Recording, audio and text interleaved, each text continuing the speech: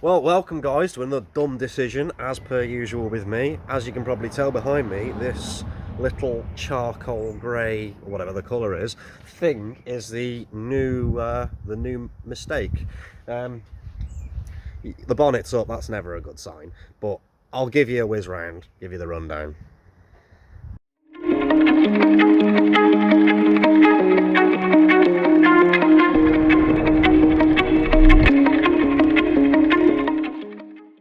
Here we are inside the cockpit. She's not a bad little thing, to be honest.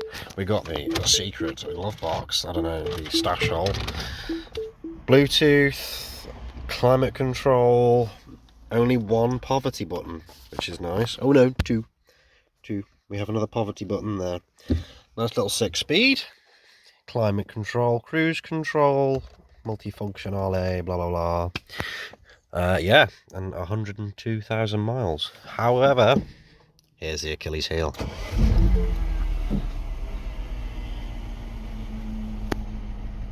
Well, we can't really see a lot at the minute. Oh, you might hear it. That's not me shaking the camera, that's the car. Fortunately, what we've got here is a very poorly engine. As you can probably see, a little... Don't need that. Coil pack's been changed, apparently. Spark plug's been changed. They've swapped them around, blah blah blah. Misfire's still on here, and low compression. They didn't tell me a number. I had some cheap compression tester.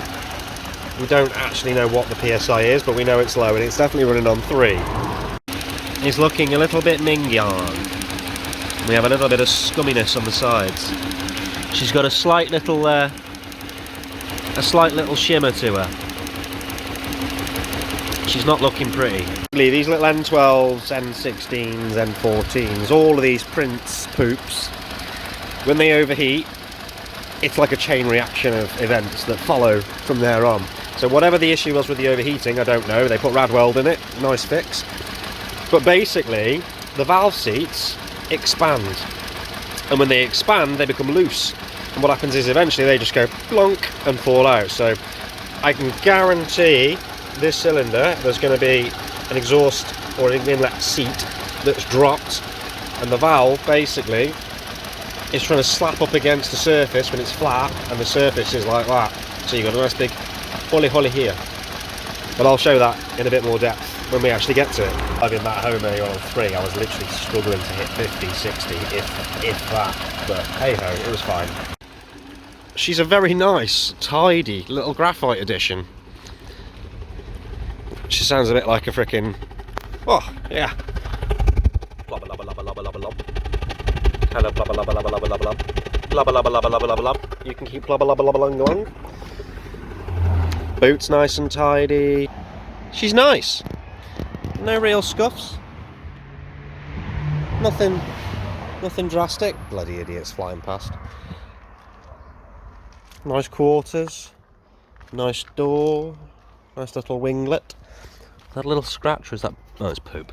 Just fingered poop. More poop. But it's not dented. You know, a bit of peeling on the old Stripio, but nothing drastic. What's that? Grit Air. Have they been to France? Nice. Yeah, under the bonnet is nice and clean. Ignore that's not a necessary part. But it's clean. Really clean. Even, you know, side of the head, there's no oil piddling out, which is normal for these. You know, skirts. The skirts are pretty. We like pretty skirts. Oh, missing. That'd be fun to find. Nice shinies. We got shinies. No scratchies. No denties. Oh, spoke too soon. Denty. That's not that bad. I can kind of live with that. But yeah, she's all right. Inside, pretty much the same story. It's a 100,000 mile car, so yeah, the bolster's going to be a little bit loose, like my grandma's arm. But yeah, it's not bad. She's a clean thing. Rear seats haven't really been signed. I don't even want to ask what that white stain is. What the hell is that? I'm not going to do a scratch and sniff test. I'm not. But yeah, oh, look at this! You can't even see this. 2 for the bloody price of 1, man.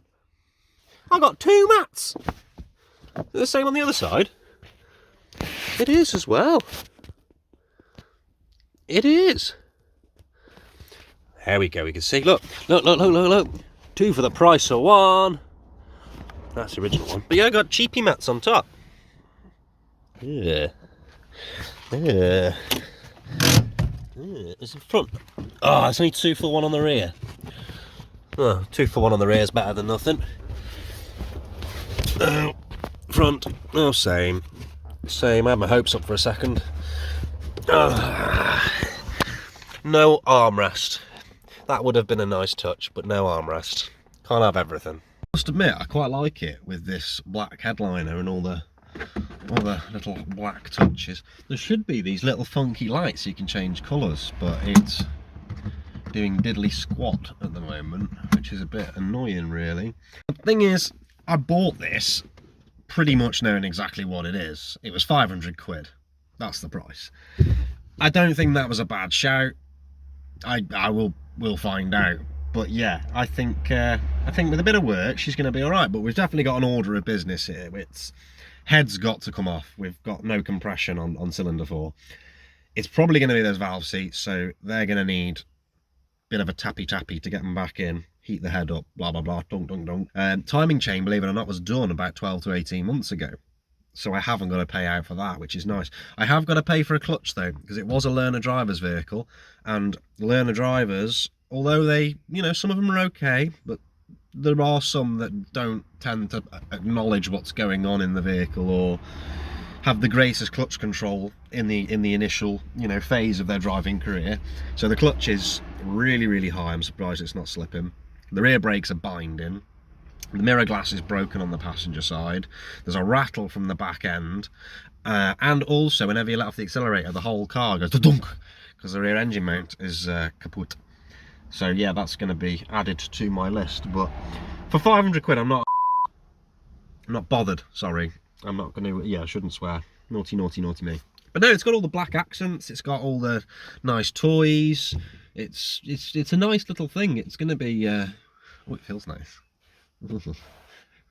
Rusty spoons. Lovely. Sorry, I'm being weird. Yeah, so I think she'll be hunky-dory once she's had a bit of work done to her. The head's going to be a pain in the backside. I'm not looking forward to that. On the plus side, everything electronic seems to be functioning perfectly. There's not even a warning light on the dash. And you think with a misfire it'd be throwing something up, but no. There's bugger all, which is nice. So I know the BCM's good, because that's a common fault on these. The windows, when you pop the door, do retract down and pop back up as they should, which that I've had before when they're faulty. It's a BCM fault. I've got a, oh yeah, we all love an aftermarket little bee sting aerial. Ties in with the general decor. I don't think that's original. It's a nice touch, but it's not original. Yeah, is that loose? Oh no, it's tight like a tiger. Oh. So that's going to be the end of it for this one for now. But the next video, we're going to be starting to rip out that poopy Prince engine. I haven't decided whether I'm going to take the whole engine out, because I've got to do clutch and I've got to do top end work. But that requires more effort. Not more effort, I don't know. It's a qualm I'm going to ponder over the next few days. But I might even try and change these, because I'm not really keen on these wheels, I must be honest. He's doing speed around, it's okay. Yeah, I'm not keen on the wheels. The tyres are really good though, so that might be my thing that make me keep them. But the back brakes are definitely... Ooh. Ooh. Ooh. Oh man. There's more lip on that than a boxer after a fight. Yeah, they're knackered. They've had it. They're toast. It does scrape a bit on the way, but yeah, that's exactly what it is. Rear brake, add that to the list. Ugh, this is becoming an expensive list. But I'll catch you all next time, and we'll see how much trouble I can get into with the new Prince engine turd. Toodles.